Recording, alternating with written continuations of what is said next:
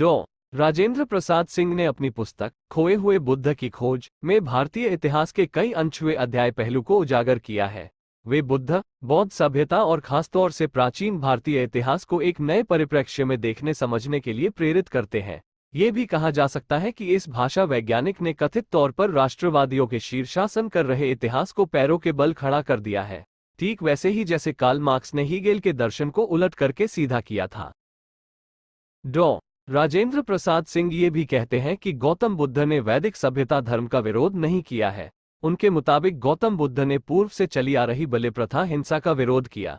इसी प्रसंग में एक और दिलचस्प तथ्य को उजागर किया है कि धम्म चक्र को ही वैदिक धर्म के इतिहासकारों ने सुदर्शन चक्र के रूप में कृष्ण व विष्णु को थमा दिया है। इस संदर्भ में भाषा वैज्ञानिक राजमल बोरा की पुस्तक प्राकृत भाषा का इतिहास और भूगोल में कही गई यह बात भी याद आ रही है कि कृष्ण के भाई ही जैन परंपरा के 22वें तीर्थंकर अरिष्ट नेमी है। बुद्ध का जिक्र आते ही मानस पटल पर सत्य और समानता के संदेशक गौतम बुद्ध की छवि उभरती है। हमें यह भी बताया गया है कि गौतम बुद्ध का नाम सिद्धार्थ था। विश्व विख्यात इतिहासकार डी कोसंबी ने गौतम बुद्ध का नाम गौतम कहा है। भाषा वैज्ञानिक डॉ. राजेंद्र प्रसाद सिंह का मानना है कि सिद्धार्थ का पूरा ध्वनिशास्त्र संस्कृत का है, इसलिए शाक्य मुनि गौतम बुद्ध के बचपन का नाम सिद्धार्थ होना संभव नहीं है। वो एक अभिलेख का साक्ष्य पेश करते हुए ये सिद्ध करते हैं कि गौतम बुद्ध के बचपन का नाम सुकृति था। गौतम बुद्ध के निर्वाण के बाद उनके शाक्य बंधुओं ने उनके भस्मावशेष को अस्थि कलश में रखकर पिपरवा स्तूप का निर्माण कराया था। पिपरवा स्तूप के अस्थि कलश पर एक अभिलेख अंकित है। अभिलेख की भाषा ब्राह्मी, धम्म और भाषा प्राकृत है।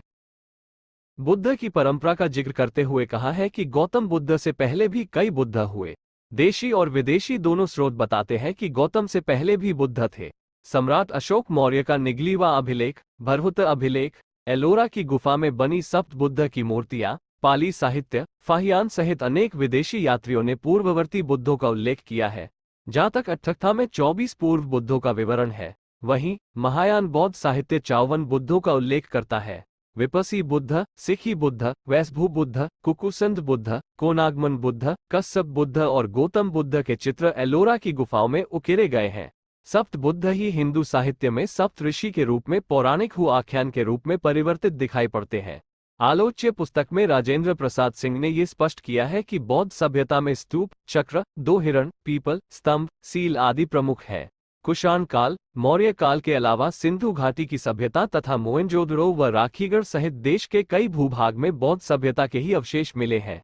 सिंधु सभ्यता से लेकर मौर्य कुषाण काल तक के इतिहास में तारतम्य है। मेजर फोर्ब्स ने भी इसकी पुष्टि की है।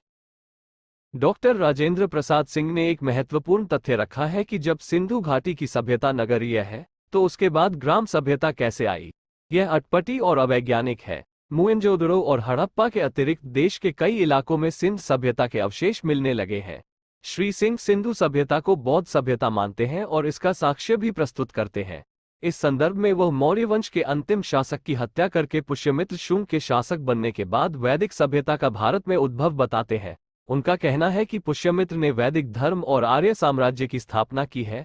वो ईरान के शासक डेरियस प्रथम 532-486 ईपू के शिलालेख और संस्कृत भाषा का तुलनात्मक अध्ययन भी पेश करते हैं।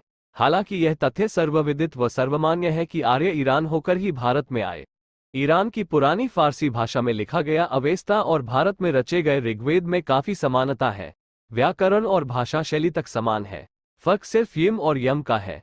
भाषा वैज्ञानिक इतिहास के अध्येताओं को ये स्मरण दिलाते हैं कि सिंधु घाटी से लेकर गौतम बुद्ध तक बौद्ध सभ्यता चलती रही।